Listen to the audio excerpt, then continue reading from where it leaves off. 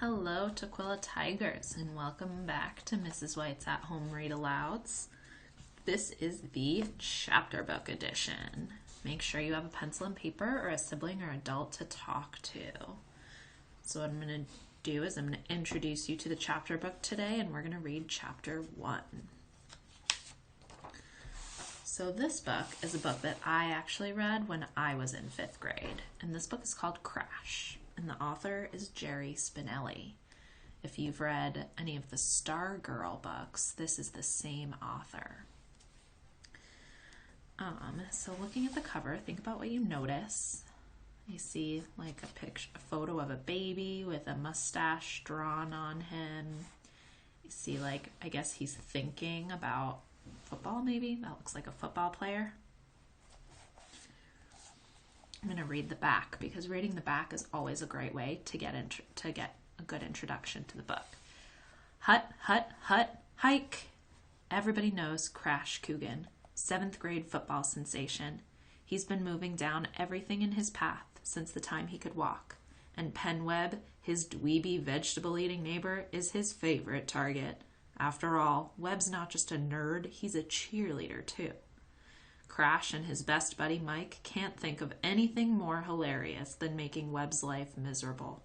But Crash starts to realize that Webb has something he may never gain, no matter how many touchdowns he scores.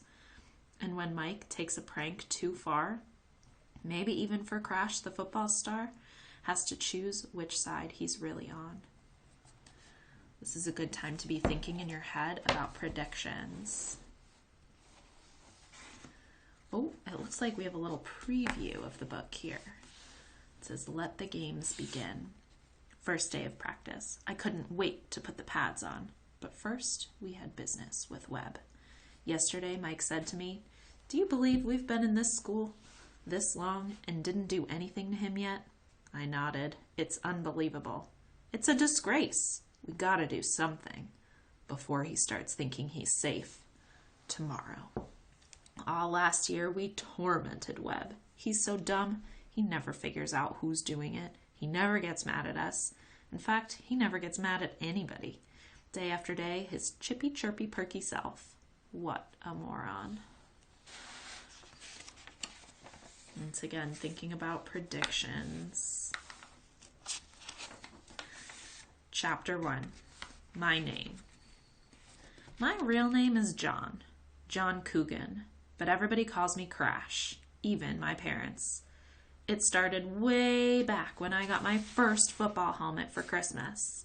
I don't really remember this happening, but they say that when my Uncle Herm's family came over to see our presents, as they were coming through the front door, I got down into a 4-point stance, growled "hut, hut, hut," and charged ahead with my brand new helmet. Seems I knocked my cousin Bridget clear back out the doorway and onto her butt into a foot of snow. They say she bawled bloody murder and refused to come into the house. So Uncle Herm finally had to drag his whole family away before they even had a chance to take their coats off. Like I said, personally, I don't remember the whole thing. But looking back on what I do remember about myself, I'd have to say the story is probably true. As far as I can tell, I've always been crashing into people, into things, you name it, with or without a helmet. Actually, I lied a minute ago. Not everybody calls me Crash. There's one person who doesn't. It's just one of a million things that bugged me for years about this kid. I can still remember the first time I saw him, the summer before 1st grade, 7 years ago. So we're going back in time right now to when Crash was in 1st grade. It was a sunny summer day. I was in the front yard digging a hole with my little red shovel. I heard something like whistling. I looked up. It was whistling. It was coming from a funny-looking, dorky little runt walking up the sidewalk. Only he wasn't just walking regular.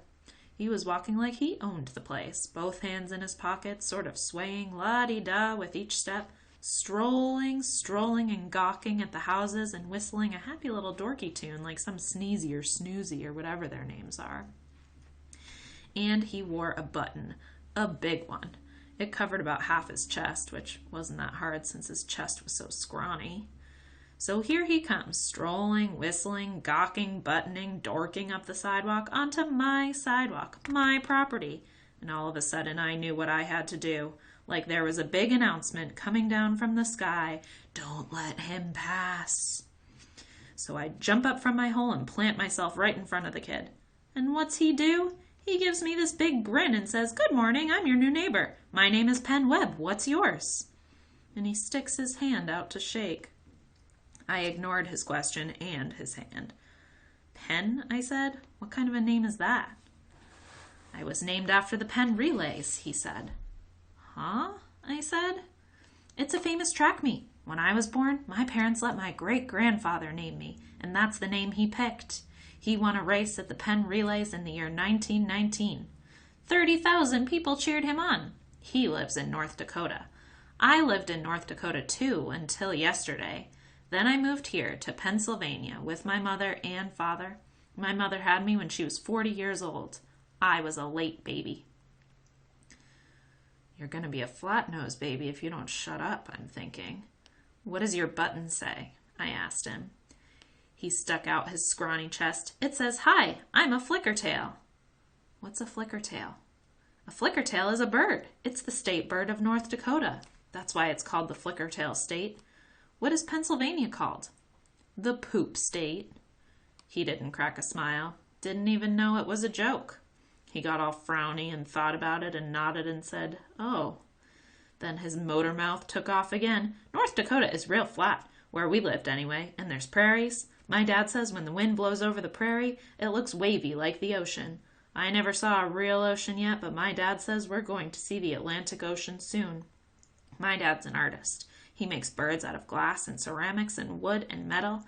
He can make any kind of bird you can name, but he's the best in the world at prairie chickens." I cut him off. "My father's starting a new business. He works 70 hours a week, sometimes more. My mother works at home like my father. She makes greeting cards and buttons like this. My mother works and goes to school, both. I like dogs, but I love turtles. Would you like to see my turtle?" "No, I have a grandfather named Scooter. He was a cook in the U.S. Navy." "I'm an only child." "I'm starting first grade this year." "Me too," he said, and for the second time he asked me my name.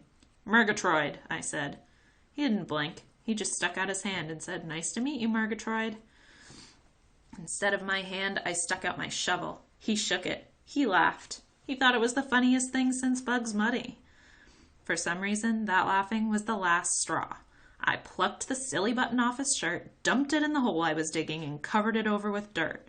I stomped and flattened the dirt with my foot. The kid froze mid-laugh. His eyes took up his whole face. Then he turned and walked down the block. He wasn't whistling now. I figured that was the last time I'd ever see that ham bone. All right, tigers, so that was chapter 1 of Crash. So talking to a partner, a reading buddy, or on your own paper, one really good thing to do when we first start reading a book is really trying to learn about the characters in the book. So far we have our main character is Crash Coogan. And I'm going to put his name in the center of my paper and just put a little circle about it. And I'm going to think about, what do I know about Crash Coogan already? What words would I use to describe him? And I'm going to make some little lines off of Crash. This is called a character map. And I'm going to put what I know about Crash Coogan. So I'm thinking about what words would I use to describe Crash Coogan so far. And then I want to put, like, how do I know that? What's my evidence?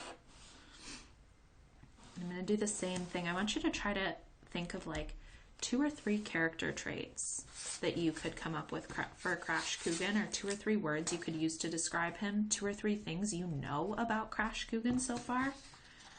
Go ahead and pause and get going on that right now.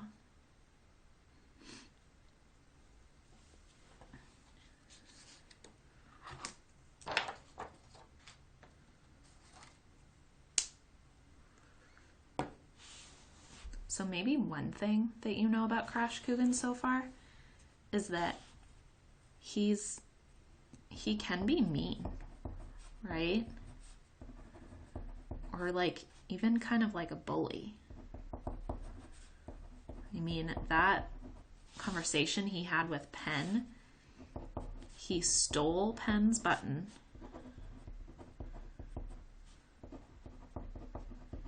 He stole Penn's button and threw it in the dirt and buried it.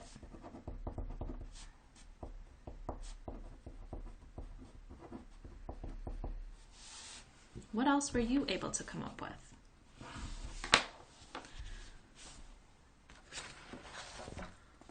All right, Tukwila Tigers. I will be back soon to read chapter 2.